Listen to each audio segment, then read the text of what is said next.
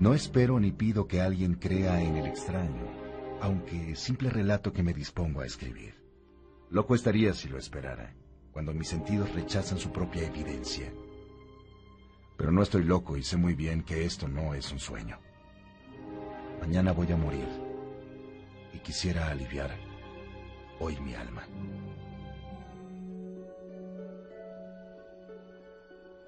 Mi propósito inmediato consiste en poner de manifiesto, simple, sucintamente y sin comentarios, una serie de episodios domésticos. Las consecuencias de esos episodios me han aterrorizado, me han torturado y por fin me han destruido. Pero no intentaré explicarlos. Si para mí han sido horribles, para otros resultarán menos espantosos que barrocos. Más adelante tal vez aparecerá alguien cuya inteligencia reduzca mis fantasmas a lugares comunes. Una inteligencia más serena, más lógica y mucho menos excitable que la mía. Capaz de ver en las circunstancias que temerosamente describiré una vulgar sucesión de causas y efectos naturales. Desde la infancia me destaqué por la docilidad y bondad de mi carácter. La ternura que abrigaba mi corazón era tan grande que llegaba a convertirme en objeto de burla para mis compañeros. Me gustaban especialmente los animales, y mis padres me permitían tener una gran variedad. Pasaba a su lado la mayor parte del tiempo, y jamás me sentía más feliz que cuando les daba de comer y los acariciaba. Este rasgo de mi carácter creció conmigo, y cuando llegué a la virilidad se convirtió en una de mis principales fuentes de placer. Aquellos que alguna vez han experimentado cariño hacia un perro fiel y sagaz, no necesitan que me moleste en explicarles la naturaleza o la intensidad de la retribución que recibía. Hay algo en el generoso y abnegado amor de un animal que llega directamente al corazón de aquel que con frecuencia ha probado la falsa amistad y la frágil fidelidad del hombre. Me casé joven y tuve la alegría de que mi esposa compartiera mis preferencias. Al observar mi gusto por los animales domésticos, no perdía oportunidad de procurarme los más agradables de entre ellos. Teníamos pájaros, peces de colores, un hermoso perro, conejos, un monito y un gato. Este último, el gato, era un animal de notable tamaño y hermosura, completamente negro y de una sagacidad asombrosa. Al referirse a su inteligencia, mi mujer, que en el fondo era no poco supersticiosa, aludía con frecuencia a la antigua creencia popular de que todos los gatos negros son brujas metamorfoseadas. No quiero decir que lo creyera seriamente, y solo menciono la cosa porque acabo de recordarla. Plutón, tal era el nombre del gato. Se había convertido en mi favorito y mi camarada. Solo yo le daba de comer y él me seguía por todas partes en la casa. Me costaba mucho trabajo impedir que anduviera tras de mí en la calle. Nuestra amistad duró así varios años, en el curso de los cuales, enrojezco al confesarlo, mi temperamento y mi carácter se alteraron radicalmente por culpa del demonio. Día a día me fui volviendo más melancólico, irritable e indiferente hacia los sentimientos ajenos. Llegué incluso a hablar de forma desproporcionada a mi mujer y terminé por infligirle violencias personales. Mis favoritos, claro está, sintieron igualmente el cambio en mi carácter. No solo los descuidaba, sino que llegué a hacerles daño. Hacia Plutón, sin embargo, conservé suficiente consideración como para abstenerme de maltratarlo, cosa que hacía con los conejos, el mono y hasta el perro, cuando por casualidad o movidos por el afecto se cruzaban en mi camino. Mi enfermedad, sin embargo, se agravaba. Pues ¿qué enfermedad es comparable al alcohol? Y finalmente el mismo Plutón, que ya estaba viejo y por tanto algo enojadizo, empezó a sufrir las consecuencias de mi mal humor. Una noche en que volvía a casa completamente embriagado, después de una de mis correrías por la ciudad, me pareció que el gato evitaba mi presencia. Lo alcé en brazos, pero, asustado por mi violencia, me mordió ligeramente la mano. Al momento se apoderó de mí una furia demoníaca y ya no supe lo que hacía. Fue como si la raíz de mi alma se separara de golpe de mi cuerpo. Una maldad más que diabólica, alimentada por la poderosa concentración de alcohol de la ginebra, estremeció cada fibra de mi ser. Sacando del bolsillo del chaleco una navaja, la desplegué mientras sujetaba al pobre animal por el pescuezo. Y deliberadamente le hice saltar un ojo.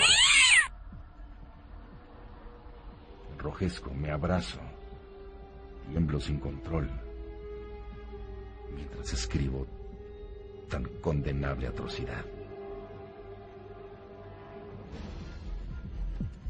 Cuando la razón retornó con la mañana, sentí que el horror se mezclaba con el remordimiento ante el crimen cometido. Pero mi sentimiento era débil y confuso. No alcanzaba a interesar al alma que por alguna extraña razón se mantenía al margen de mis actos. Una vez más me hundí en los excesos y muy pronto ahogué en vino los recuerdos de lo sucedido. El gato, entre tanto, mejoraba poco a poco. Cierto que la órbita donde faltaba el ojo presentaba un horrible aspecto, pero el animal no parecía sufrir ya. Se paseaba como de costumbre por la casa, aunque, como es de imaginar, huía aterrorizado al verme. Me quedaba aún bastante de mi antigua manera de ser para sentirme agraviado por la evidente antipatía de un animal que alguna vez me había querido tanto. Pero ese sentimiento no tardó en ceder. Pasó a la irritación y entonces, para mi caída final e irrevocable, se presentó el espíritu de la perversidad. La filosofía no tiene en cuenta a este espíritu, y sin embargo, tan seguro estoy de que mi alma existe, como de que la perversidad es uno de los impulsos primordiales del corazón humano, una de las facultades primarias indivisibles, uno de esos sentimientos que dirigen el carácter del hombre. ¿Quién no se ha sorprendido a sí mismo 100 veces en momentos en que cometía una acción tonta o malvada por la simple razón de que no debía cometerla? ¿No hay en nosotros una tendencia permanente que enfrenta descaradamente al buen sentido, una tendencia a transgredir lo que constituye la ley por el solo hecho de serlo?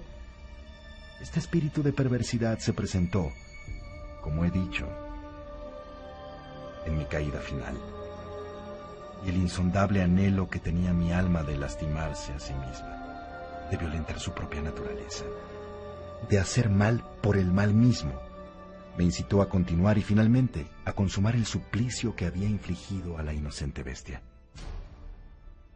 Una mañana, obrando a sangre fría, le pasé un lazo por el pescuezo y lo ahorqué en la rama de un árbol. Lo ahorqué mientras las lágrimas manaban de mis ojos y el más amargo remordimiento me apretaba el corazón.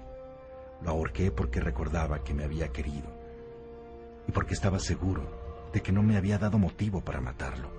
Lo ahorqué porque sabía que al hacerlo cometía un terrible pecado, un pecado mortal que comprometería mi alma hasta llevarla, si ello fuera posible, más allá del alcance de la infinita misericordia del Dios más misericordioso y más terrible. La noche de aquel mismo día en que cometí tan cruel acción me despertaron gritos de incendio. Las cortinas de mi cama eran una llama viva y toda la casa estaba ardiendo. Con gran dificultad pudimos escapar de la conflagración mi mujer, un sirviente y yo, porque todo quedó destruido. Mis bienes terrenales se perdieron y desde ese momento tuve que resignarme a la desesperanza. No incurriré en la tan común debilidad de establecer una relación de causa y efecto entre el desastre y mi criminal acción. Pero estoy detallando una cadena de hechos y no quiero dejar ningún eslabón incompleto.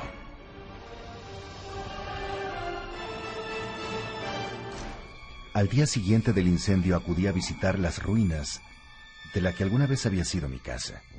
Salvo una, todas las demás paredes se habían desplomado.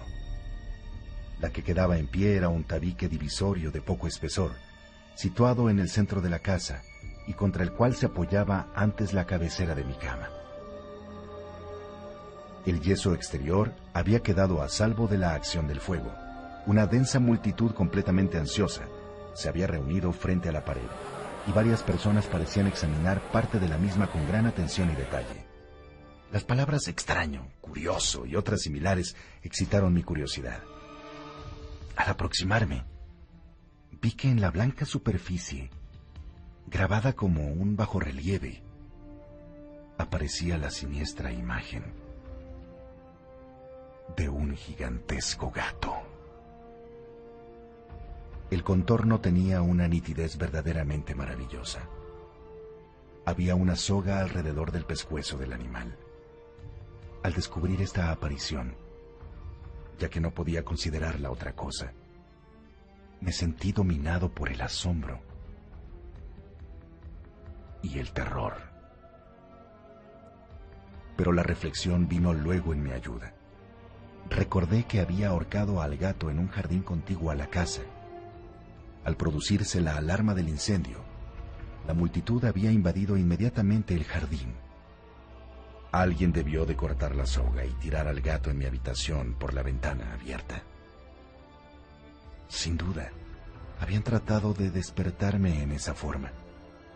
Probablemente la caída de las paredes comprimió a la víctima de mi crueldad contra el yeso recién aplicado, cuya cal, junto con la acción de las llamas y el amoníaco del cadáver, produjo la perturbadora imagen que acababa de ver. Si bien, en esta forma quedó satisfecha mi razón, ya que no mi conciencia, sobre el extraño episodio, lo ocurrido impresionó profundamente mi imaginación. Durante muchos meses no pude librarme del fantasma del gato, y en todo ese tiempo dominó mi espíritu un sentimiento informe que se parecía, sin serlo, al remordimiento. Llegué al punto de lamentar la pérdida del animal y buscar, en los viles antros que habitualmente frecuentaba, algún otro de la misma especie y apariencia que pudiera ocupar su lugar. Una noche en que, borracho a medias, me hallaba en una taberna más que infame, reclamó mi atención algo negro posado sobre uno de los enormes toneles de ginebra que constituyen el principal mobiliario del lugar. Durante algunos minutos había estado mirando dicho tonel y me sorprendió no haber advertido antes la presencia de la mancha negra en lo alto. Me aproximé y la toqué con la mano.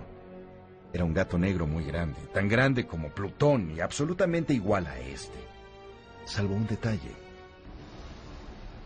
Mi gato Plutón no tenía el menor pelo blanco en el cuerpo, mientras que este gato mostraba una vasta, aunque indefinida mancha blanca que cubría casi completamente el pecho del animal. Al sentirse acariciado, se enderezó prontamente, ronroneando con fuerza. Se frotó contra mi mano y pareció encantado de mis atenciones. Acababa, pues, de encontrar el animal que precisamente andaba buscando. De inmediato propuse su compra al tabernero, pero me contestó que el animal no era suyo y que jamás lo había visto antes ni sabía nada de él. Continué acariciando al enorme gato negro, y cuando me disponía a volver a casa, el animal pareció sorpresivamente muy dispuesto a acompañarme. Le permití que lo hiciera, deteniéndome una y otra vez para inclinarme y acariciarlo. Cuando estuvo en casa conmigo, se acostumbró a ella de inmediato y se convirtió en el gran favorito de mi mujer. Por mi parte, pronto sentí nacer en mí una poderosa antipatía hacia aquel animal. Era exactamente lo contrario de lo que había anticipado, pero sin que pueda decir cómo ni por qué, su marcado cariño por mí me disgustaba y me fatigaba.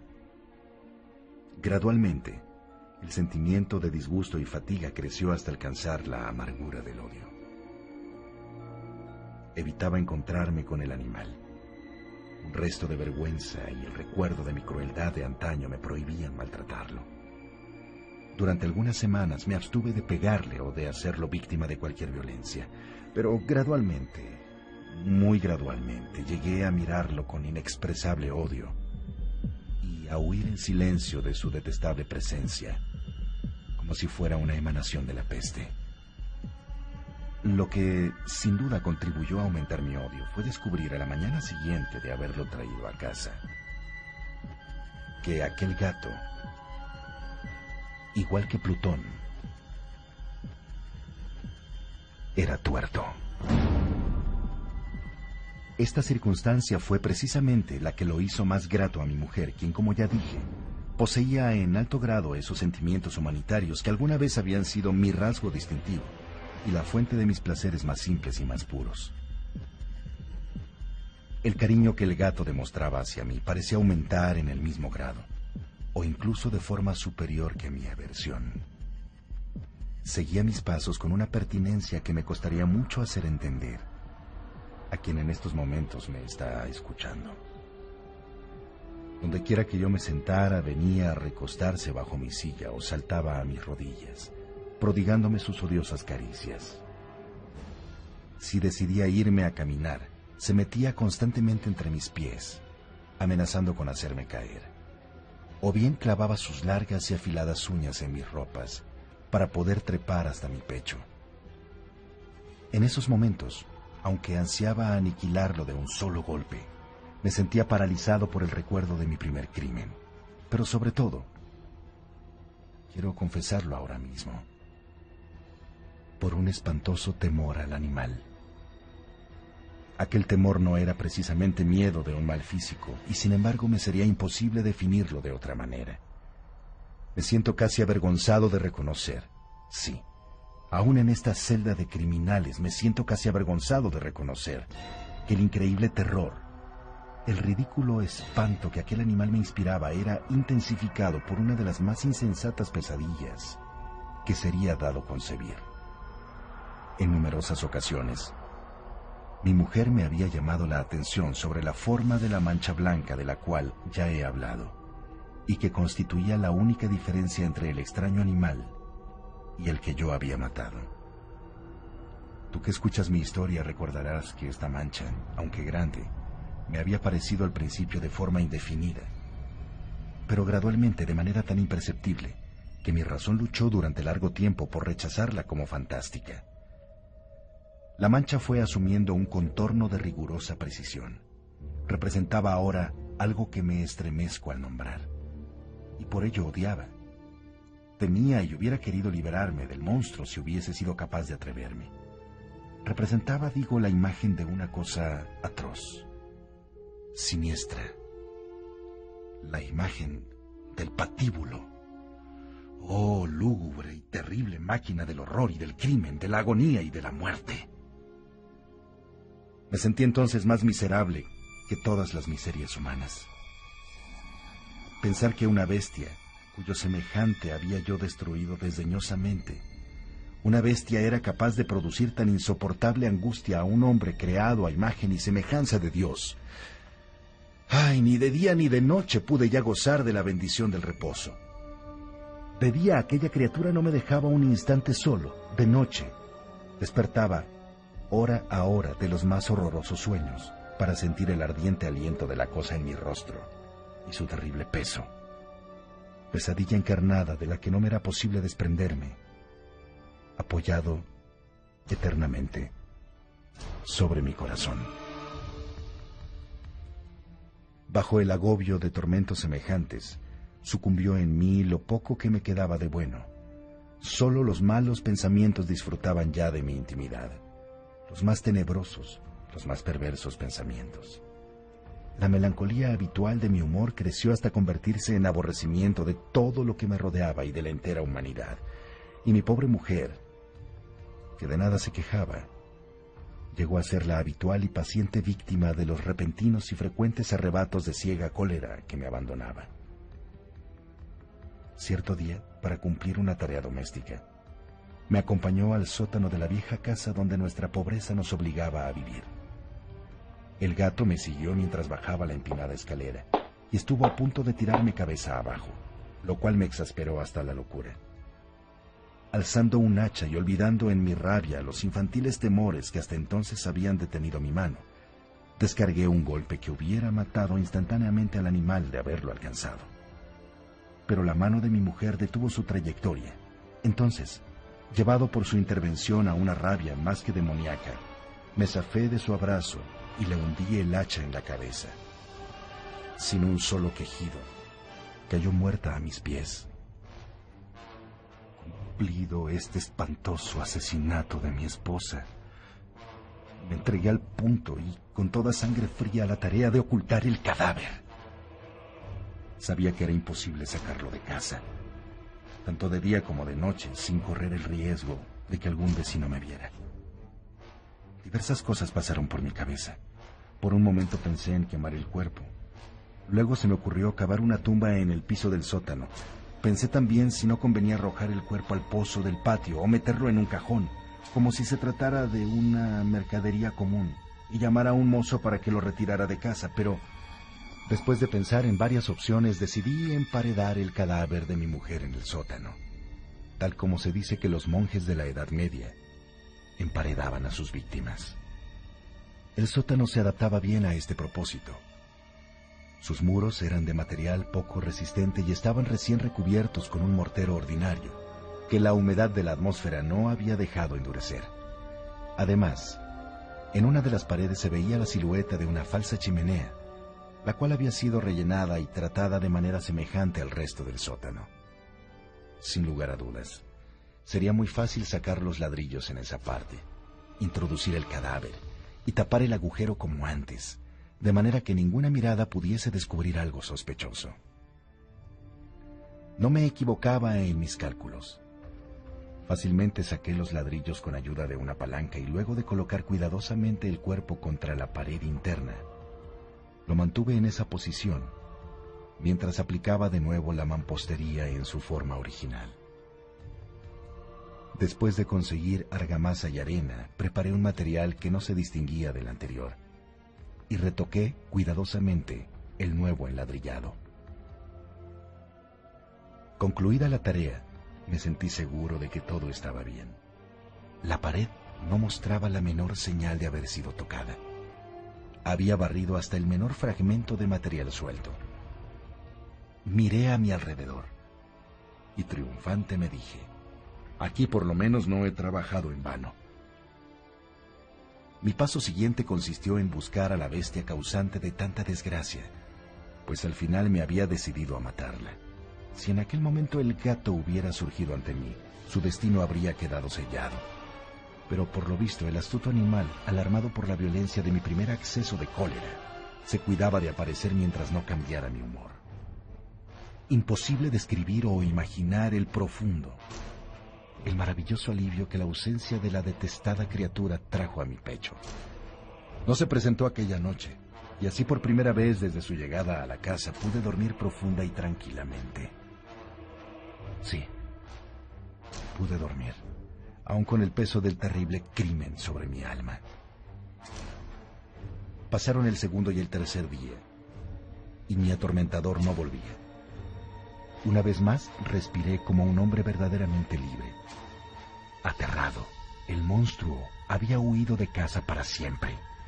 Ya no volvería a contemplarlo. Gozaba de una suprema felicidad y la culpa de mi negra acción me preocupaba muy poco.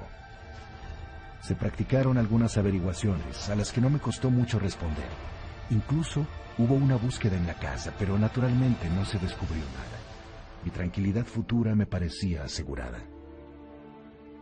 Al cuarto día del asesinato, un grupo de policías se presentó inesperadamente y procedió a una nueva y rigurosa inspección. Convencido de que mi escondrijo era impenetrable, no sentí la más leve inquietud. Los oficiales me pidieron que los acompañara en su examen. No dejaron hueco ni rincón sin revisar. Al final, por tercera o cuarta vez bajaron al sótano. Lo seguí sin que me temblara un solo músculo. Mi corazón latía tranquilamente, como el de aquel que duerme en la inocencia. Estuve paseando de un lado al otro del sótano. Había cruzado los brazos sobre el pecho y andaba tranquilamente de aquí para allá. Los policías estaban completamente satisfechos y se disponían a marcharse. La alegría de mi corazón era demasiado grande para reprimirla. Ardía en deseos de decirles por lo menos una palabra como prueba de triunfo y confirmar doblemente mi inocencia. «Caballeros», dije por fin cuando el grupo subía la escalera, «me alegro mucho de haber disipado sus sospechas. Les deseo felicidad y un poco más de cortesía.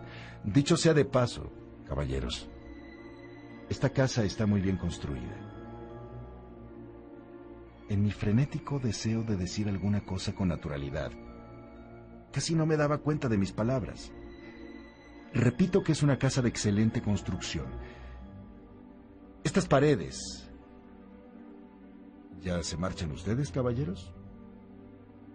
Estas paredes tienen una gran solidez. Y entonces, arrastrado por mis propias jactancias, golpeé fuertemente con el bastón que llevaba en la mano sobre la pared del ladrillado, tras de la cual se hallaba el cadáver de la esposa de mi corazón. Que Dios me proteja y me libre de las garras del archidemonio. Apenas había cesado el eco de mis golpes cuando una voz respondió desde dentro de la tumba. Un quejido sordo y entrecortado al comienzo, semejante al sollozar de un niño, que luego creció rápidamente hasta convertirse en un largo, agudo y continuo alarido, anormal como inhumano, un aullido, un clamor de lamentación, mitad de horror, mitad de triunfo. Solo puede haber brotado en el infierno de la garganta de los condenados en su agonía y de los demonios exultantes en la condenación. Hablar de lo que pensé en ese momento sería locura. Presa de vértigo, fui tambaleándome hasta la pared opuesta. Por un instante el grupo de hombres en la escalera quedó paralizado por el terror. Luego, una docena de robustos brazos atacaron la pared que cayó de una pieza.